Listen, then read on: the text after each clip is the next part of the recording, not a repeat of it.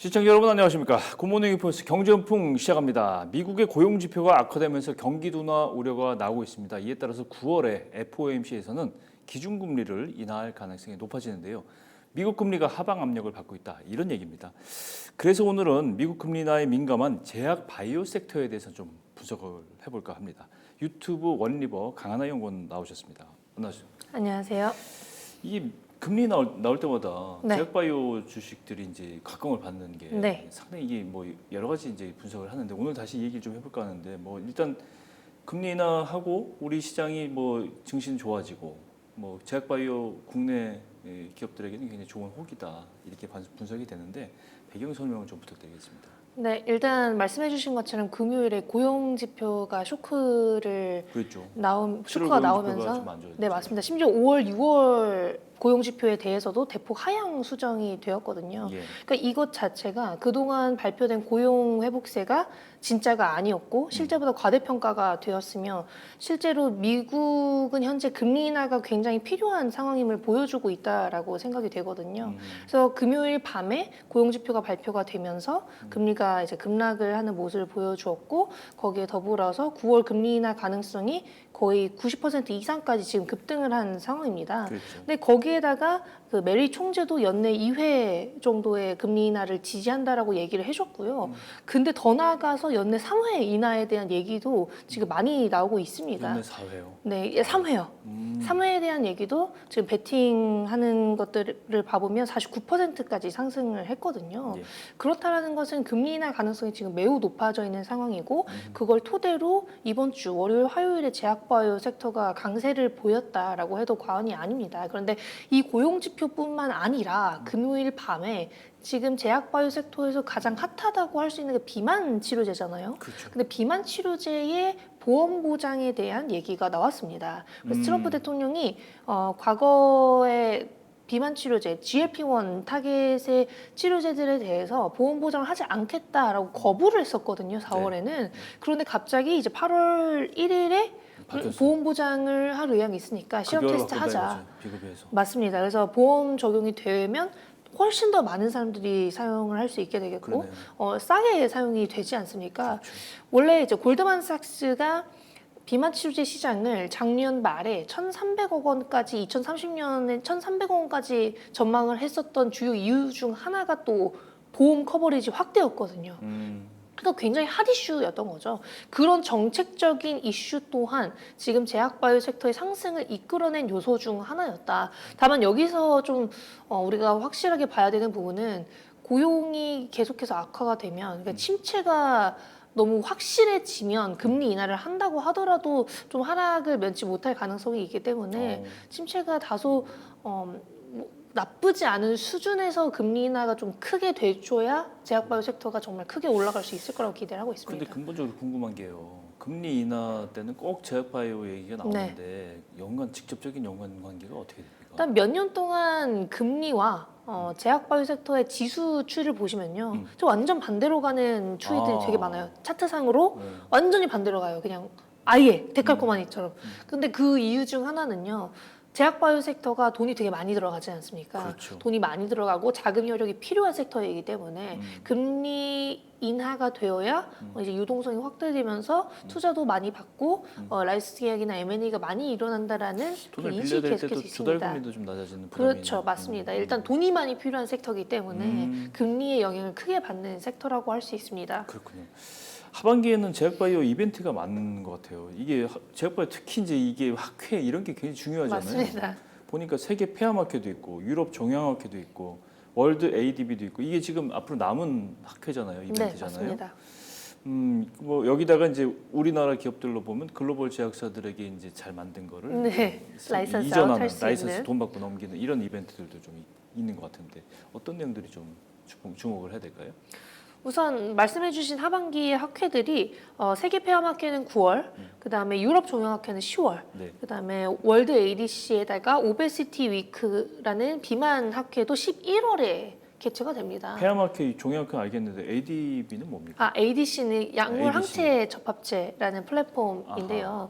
어찌됐든 항체를 활용해서 암의 우리가 약물, 이 페이로드를 다이렉트로 전달을 하는 기술입니다. 근데 이 ADC라는 게 글로벌 항암제의 트렌드로 부상이 되면서 이렇게 좋은 학회도 만들어지게 된 것이고, 우리나라 기업으로는 이제 리가켄바이오나 오름테라퓨틱이 대표적인데 이 두 기업이 월드 ADC에 참여할 가능성이 높기 때문에 아직은 참여 여부를 우리가 알아보지는 못했지만 참여할 가능성이 높기 때문에 그런 것들을 토대로 생각을 했을 때 이런 학회에 우리나라 기업들이 많이 참석을 하게 된다면 그 또한 제약바이오 섹터에 아주 큰 영향을 줄 수 있을 거고요.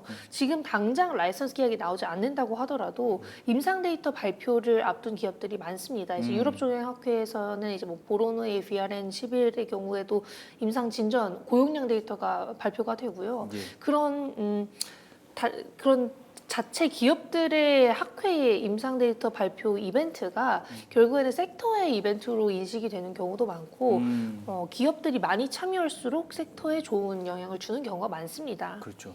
이 학회라고 하지만 사실 여기 갖고 임상 실험 결과 확 발표하고 맞습니다. 신재료를 확 터뜨리고 막 그러잖아요. 맞습니다. 그리고 그 데이터를 보고 어떤 대형 제약사가 마음에 들어 한다면 추가 뭐 미팅 그리고 그러네요. 나중에는 이제 기술 이전 계약까지 기존에 이미 얘기를 나누고 있었던 대형 제약사가 있다면 그 제약사와의 뭐 컨펌을 할 수 있는 기간이 될 수 있는 거죠. 이거 내가 살게라고 마지막 컨펌을 할 수 있는 시기가 될 수 있습니다. 뭐 연구님 그 기존의 자료들을 좀 봤더니 이렇게 전망을 하셨거든요. 바이오 장세는 의약품 관세라든가 약가 인하 같은 요인들도 있어서 대장 기업들의 방향성이 8월부터는 정해질 거고 이 효과는 11월부터 크게 나타날 거다. 네. 유효한가요? 네, 여전히 유효하고요. 네. 8월 중순 정도까지는 저는 진짜 뭐 크게 매수를 하거나 크게 이제 내가 이 기업에 많이 투자를 해야지라는 생각을 가지신다기보다는 이렇게 이번 주처럼 반등을 하는 시기에 뭐 따라가는 전략보다 그냥 8월에 좀 약가 인하나 어제 밤에 또 발표가 된 의약품 관세 250%까지 부과할 거라는 트럼프 대통령의 자료들이 결국에는 불확실성으로 이어질 수밖에 없거든요. 그렇죠. 그래서 그런 걸 고려했을 때 결국에는 지금 당장 매수를 기다리는 것보다 크게 하락을 했을 때를 노리는 게 더 낫지. 저가 매수세를 들어가죠. 그렇죠. 타이밍을 반등을 잡자. 할 때 본다기보다는 오히려 하락세 때 투자를 하는 게 지금은 제일 좋은 전략인 것 같습니다. 왜냐하면 여전히 저는 9월까지는 계속해서 기회가 한 번씩 있어줄 거라고 예상을 하고 있고 흔들릴 거란 말씀이죠. 네, 맞습니다. 근데 항상 또 9월에는 제약바이오 지수가 하락 마감을 했었어요. 6년 동안 제약바이오 지수 추이를 보시면요. 9월은 대부분 다 하락 마감을 했었거든요. 그래서 이 계절성이 어느 정도는 다 있습니다. 물론 이번 연도는 다를 수도 있죠. 뭐 코로나 같은 사례에서는 그냥 계속 좋았었던 사례도 있고 9월이 이번에는 다를 수는 있습니다만 그래도 이전 그런 통계 자료를 살펴봤을 때 추석 전에는 항상 좀 안 좋았었던 국내외 증시 사례를 살펴보면 그래도 기회는 계속 오니까 너무 조급하게 이제 반등을 크게 했을 때 따라가는 것보다는 계속해서 이런 이벤트 체크를 하시는 게 제일 좋을 것 같습니다. 네. 이벤트 체크 한번 알아보죠. 네. 한미약품 지난번 나오셨을 때 비만 치료제 너무 자세하게 말씀해 주셔서 많은 도움이 됐는데 한미약품 재료가 있네요. 이게 신개념 비만 치료제 근육량 증가를 실현하는 치료제의 임상 이행 결과를 확보했다. 네. 뭐 어려운 얘기지만 이게 제가 알기로는 비만 치료제가 이제 부작용 중에 하나가 지방을 없애면 되는데 근육까지 없애는데 한미약품이 이걸 해결했다는 얘기인가요? 그렇죠. 이번에 1731의 데이터를 발표를 했는데요. 1731이 투약된 동물 혈액에서의 단백체랑 다양한 질병 혹은 이제 신체적 특성을 가진 사람 혈액의 단백체를 비교했는데 그 결과 이번에 발표를 한 비만 치료제의 지방량이 적고 제지방량이 많으면서 이제 악력이 높은 사람의 단백질 특성이랑 유사한 변화를 유도했다라고 합니다. 그러니까 근육량이 어느 정도 유지가 되는 결과를 사람의 세포 단백질에서 확인이 됐다라는 거죠. 그러니까 이게 뭐 지금 당장의 데이터를 임상 데이터를 확인한 건 아니라서 시간이 필요하긴 합니다만 그래도 비만 치료제의 가장 큰 단점 중 하나이자 대형 제약사들이 최근에 좀 많이 살펴보고 있는 분야가 근육량을 유지하는 방법을 병용 투여 파트너로 찾고 있습니다. 그래서 그런 걸 고려했을 때 이번 1731의 데이터는 충분히 그럴 수 있는 요소들을 포함하고 있고 선택적인 지방 감량 효과를 전임상 때부터 계속해서 보여주고 있어서 앞으로 좀 시간이 지나면 임상 데이터가 보여졌을 때는 라이선스학 기대감도 있을 것 같습니다. 그렇죠. 비만 치료제 최대 부작용이 뭐냐면 이게 근육이 빠져서 몸이 안 좋아지는 거예요. 맞아요. 살은 빼는데 몸은 유지가 맞습니다. 되는 최소한 좋은 결과가 있으면 좋겠는데요. 한미 약품 얘기였고요. 이제 글로벌 비만 치료제 시장으로 돌아가면 위고비하고 이제 마운자로가 2라운드에 돌입했다. 어떤 2라운드냐 봤더니 심혈관 질환 영역이다. 네. 근데 비만 치료제가 심혈관이랑 무슨 관계가 있나 봤더니 이제 네. 심혈관 질환 위험 예방 목적을 이 제품들이 확보를 해야 되는 건가 보죠. 네, 맞습니다. 그래서 이제 위고비는 이제 이미 노보노디스크 같은 경우는 이미 확보를 했고 네. 마운자로 같은 경우는 일라이 릴리가 조만간 확보할 것이다 이렇게 발표한 건가요? 네.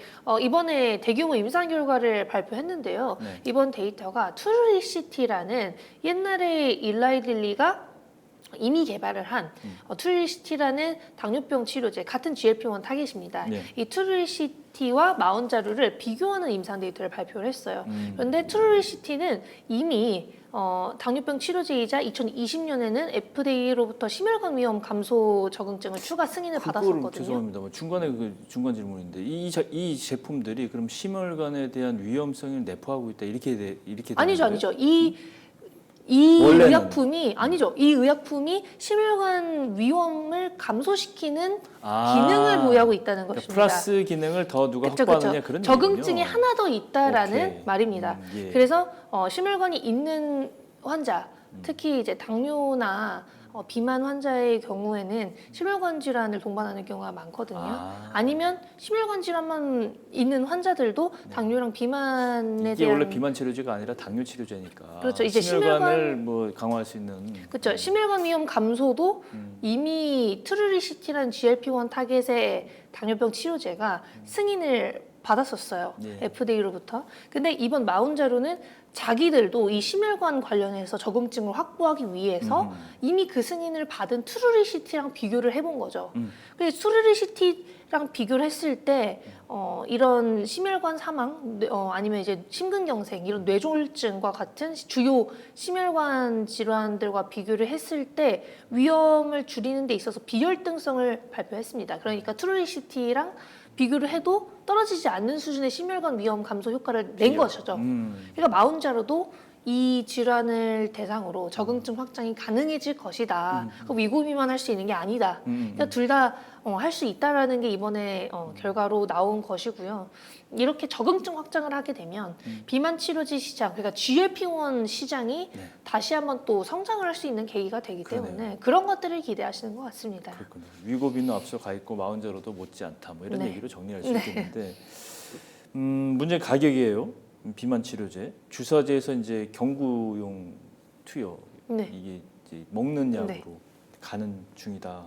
그러면서 이제 안정성도 확보가 되고 가격도 어떻게 되는지 두 제품 간에 봐야 되고 효과가 어떤지 봐야 되고 이게 전 세계 뭐 우리 국민들도 비만에 굉장히 관심이 많지만 전 세계 사람들이 특히 미국 쪽에 비만 치료제 관심이 많단 말이에요. 비만 치료제 누가 좀 승기를 잡게 지금까지 보면 위고비가 좀 앞서가는 거 아닌가 싶긴 한데. 아니요. 최근에 노보노디스크가 위고비의 매출 전망치를 조금 낮추기도 했고요. 노보노디스크가 그로 인해서 매출 전망치를 낮추면서 그날 20%가 하락했습니다. 그럼 몇백조 원의 시가총액을 가진 기업이 20%가 하락할 정도로 지금 위고비보다 일라일리의 마운자로이자 젯바운드, GLP-1과 GIP 이중 타겟이 훨씬 더 잘 팔리고 있고 그러니까 시장 성장률이 훨씬 더 좋아요. 성장률, 그러니까 점유율을 일라일리가 더 많이 가져가고 있는 상황이고요. 네. 점점 성장폭을 보시면 물론 노보노디스크의 시장 점유율이 기존의 강자기 때문에 큽니다. 충분히 크고 좋지만 성장세가 꺾이면은 그거는 어쩔 수 없는 부분이거든요. 우리는 미래 성장성을 보고 투자를 하기 때문에 그렇죠. 이제 성장세가 꺾인다? 그러면 좀 이제 투자를 하기 싫어하는 부분들도 있게 됩니다. 그래서 노보노디스크의 경우에는 정말 단기간에 지금 거의 반토막 이상 주가가 하락했을 정도로 네. 일라일리가 이제는 1인자가 되었다는 얘기가 더 많이 나오고 있고요. 우선 아까 말씀드렸던 것처럼 금요일 밤에 이 비만 치료제를 대상으로 이 GLP-1을 대상으로 보험 적용이 된다면 그 또한 내년부터 메디케이드라는 보험은 적용이 되기 때문에 그로 인한 상승도 약간은 기대가 되고요. 그게 아니라고 하더라도 지금 일라일리가 앞으로에 있어서 그런 기관들 보잖아요. 전망치를 추정하는 기관들, 리벨루에이트 파마 이런 것들의 추정치를 보면 일라일리의 마운자로 젯바운드가 훨씬 더 나중에 더 잘 팔릴 거라는 추정이 되고 있습니다. 그렇군요. 아직 안 나왔죠? 국내에는 시판이. 국내는 8월에 8월에 이제 나옵니다. 나올 마운자로가. 예정이잖아요. 예. SK바이오팜 얘기를 좀 재료가 있는데 뇌전증 신약 세노바메이트를 바탕으로 2분기 실적 개선에 성공했다. 엄청 많이 올랐네요. 네, 2분기 맞습니다. 동기 매출이 31%, 영업이익 137% 올랐는데 네, 이건 어떻게 된 맞습니다. 겁니까? 그러니까 이 1분기 실적에서 영업이익이 무려 이제 애널리스트 분들의 추정치보다 거의 2배가 나온 수치거든요. 예. 그러니까 619억 원이라는 수치가 우리가 기대한 것보다도 훨씬 잘 나왔고, 배 이상 나온 거죠. 그쵸? 작년 대비. 그리고 작년 대비해서도 100% 2배 이상 상승을 한 거잖아요. 근데 이게 결국에는 엑스코플이라는 뇌전증 신약의 분기별 매출 추이를 보셨을 때 2분기에만 1,541억 원을 달성한 수치거든요. 예. 근데 이 엑스코플이가 SK바이오팜이 후보 물질 단계부터 FDA 승인 그리고 출시 후 상용화 단계에서 판매까지 지금 진행을 하고 있는 의약품이다 보니까 마진율이 정말 좋습니다. 그렇겠네요. 대형 제약사들이 부자인 이유가 자기네들이 약을 만들어서 직접 팔고 마진율이 높기 때문이잖아요. 그렇죠. 근데 그거를 SK바이오팜이 이번에 확실하게 보여준 계기가 되었고 SK바이오팜이 최근 다른 빅바이오텍들이 고공행진을 할 때 좀 지지부진했었어요. 근데 이런 기업들의 특징은 상용화가 된 의약품이 있기 때문에 그 의약품의 처방수 그리고 매출액이 훨씬 더 주가에 큰 영향을 주거든요. 근데 이번에 엑스코프리의 매출 추이가 조금 크게 점프업을 하면서 2분기에 엑스코프리의 처방수도 많이 오른 것을 확인을 했고 거기에다가 실적도 당연히 좋아지는 효과까지 보이니까 이 마진율이 거의 90% 이상이라고 알려져 있는 엑스코프리의 성장세가 계속된다면 어차피 실적은 좋아질 수밖에 없습니다. 그러네요. 영업 레버리지가 엄청나기 때문에 예. 그 부분에 대해서는 앞으로도 성장을 크게 할 수밖에 없다고 기대를 하고 있고요. 다만 조금 아쉬웠던 부분은 연간 가이던스, 그 매출액 전망치는 유지를 했어요. 그래서 하반기는 그러면은 상대적으로 별로인가 이런 생각도 들기 때문에 조금 3분기까지 계속 같이 지켜보시면 좋을 것 같습니다. GI 이노베이션 이 업체는 자체 개발 중인 알레르기 치료제 후보 물질 GI301에 대해서 미국에서 물질 특허 등록을 완료했다. 네. 이게 되면 글로벌 시장에 진출할 수 있는 청신호가 켜졌다. 이렇게 해석할 수 있는 건가요? 최근에 바이오 기업들의 특허 문제로 스트레스를 받으신 분들이 좀 많습니다. 특허 이슈로 문제가 됐었던 기업이 하나 있기 때문에 네. 그 기업이 계약 상대방으로부터 반환 해지를 기술 이전을 했는데 해지를 당했거든요. 근데 해지를 당하면서 계약 상대방이 이거 특허 이슈 때문에 나 계약 해지한다 이렇게 얘기를 했어요. 그리고 그 외에도 우리나라 기업들 중에서 특허권으로도 상승을 한 기업들이 몇몇 군데 있습니다. 네. 그러니까 특허라는 게 사실은 바이오 기업에게 있어서 기술력을 입증할 수 있는 것 중 그렇죠. 하나고 그 기술이 내 것이다라는 걸 입증시켜 줄 수 있는 그렇죠. 가장 좋은 방법이기 때문에 미국과 유럽에서의 특허 등록이 가장 중요합니다. 근데 이번에 이 알레르기 치료제 물질을 미국에서 특허 등록을 마쳤고 이 물질 특허가 미국에서 등록 결정이 되었다는 것만으로도 나중에 이 물질에 대한 가치는 온전히 이 기업이 보유하고 있다는 것을 증명해주게 된 것이고요. 이 GI301이라는 알러지 치료제는 유한행인과 지금 공동 개발 중인데 서버 라이선스도 생각 중이고 거기에다가 이 주요 성분 자체에 대한 권리를 이번에 확보한 것이기에 아무래도 이런 것들이 결국에는 성분이나 품질 뭐 이런 측면에서 이중적으로 보호가 될 수 있는 특허 등록이었다 이런 인식으로 좀 관심을 많이 받는 것 같습니다. 제약바이오는 정말 특허나 신약이나 이런 게 임상 성공이나 이런 게 굉장히 중요한 키워드 같아요. 진짜. 맞습니다. 그죠? 그래서 이제 우리가 알아보고 있는 건데 지금까지 하반기 전망과 주요 이슈들 계속 뭐 정리를 해주셨는데 앞서서 말씀도 해주셨는데 제약바이오 투자할 때 어떤 점을 주의해야 되고 또 신규 투자하는 분들이 주의해야 될 점 특히 어떤 것들이 있는지 마지막으로 정리 좀 해주시죠. 우선은 매크로가 좋지 않으면 바이오도 좋기 어렵습니다. 거시경제 환경. 그렇죠. 거시경제가 좋지 않으면 바이오도 좋기가 어렵기 때문에 그냥 바이오 기업 하나만 보고 막 모멘텀 플레이를 한다 뭐 이런 관점보다는 불확실성에 조금 대응을 하면서 그래도 하반기에 중요한 이슈가 있는 기업들을 좀 더 쌀 때, 막 너무 오를 때보다는 좀 더 쌀 때 모아가는 게 또 이게 빠질 때는 사람들이 잘 못 사거든요. 그럴 때 사는 게 제일 좋은 전략이고. 그게 한 8, 9월. 네, 저는 그렇게 생각을 하고 있습니다. 추세를 봤을 때 그렇잖아요. 그렇죠. 거기에다가 이런 기업들의 경우 임상 데이터를 발표할 때 무조건적으로 잘 나온다고 생각을 한다기보다는 경쟁사 대비 얼마나 잘 나왔느냐만 어느 정도 공부를 해놓으면 확실하게 앞으로의 추세를 알 수 있습니다. 그리고 이제 뭐 마지막으로는 지금 보유하고 있는 현금은 어느 정도인지 그냥 업데이트 받는 거는 아무래도 자금 조달 이슈를 좀 그렇죠. 대응할 수 있는 가장 좋은 요소라서 보유 현금 현황은 언제든 항상 좀 업데이트를 받으시길 바랍니다. 종목 중에 주목할 만한 종목은 말씀 안 해주실 거죠? 아니요, 뭐 하반기에 좋은 이슈, 뭐 학회 발표나 라이선스 계약 기대감이 많은 기업들이 요즘에 좀 많아졌어요. 특히 대형 기업들 중에서 좀 많아졌는데 네. 우선은 뭐 알테오젠은 대장 기업이면서 코스피 이전에다가 10월에 키트루다 SC 제형, 피아주사 제형의 출시를 앞두고 있기 때문에 예. 이걸 뭐 빼놓고 얘기할 수는 없을 것 같고요. D&D 파마텍의 경우에는 최근 또 관심 많이 받고 있는 지방간염 치료제의 24주 결과 데이터 발표에다가 경구용 비만 치료제의 4주 효능 데이터를 협력사가 발표를 해줍니다. 그래서 그런 것들이 트렌디하게 아주 발표가 잘 되는 요소라서 확인해 보시면 좋을 것 같습니다. 자세한 것은 유튜브 원리버 강하나 연구원님의 채널에서 네. 확인해 보는. 감사합니다. 그렇게 말씀해 달라고 하셨잖아요. 네, 감사합니다. 네, 지금까지 강하나 연구원님과 제약바이오 주요 이슈들 한번 살펴봤습니다. 오늘 말씀 고맙습니다. 감사합니다.